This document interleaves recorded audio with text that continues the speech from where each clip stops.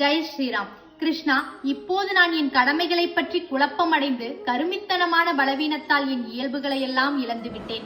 இந்நிலையில் எது எனக்கு நல்லது என்று நிச்சயமாக கூறும்படி உம்மை வேண்டிக் கொள்கிறேன். இப்போது உன்னிடம் சரணடைந்த சீடன் நான். அருள் கூர்ந்து அறிவுரை கூறுவீராக. அத்தியாயம் 2, ஸ்லோகம் 7.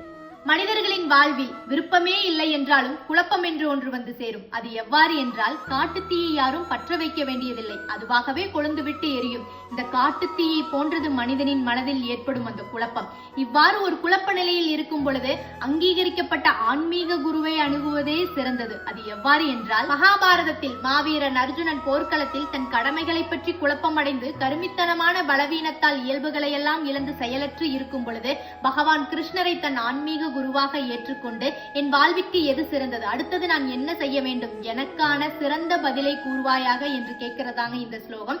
அதன் பிறகு பகவான் கிருஷ்ணர் அர்ஜுனனுக்கு கூறும் அறிவுரையே பகவத்கீதை.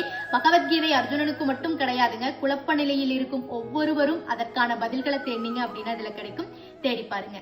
ஜெய் ஸ்ரீராம்.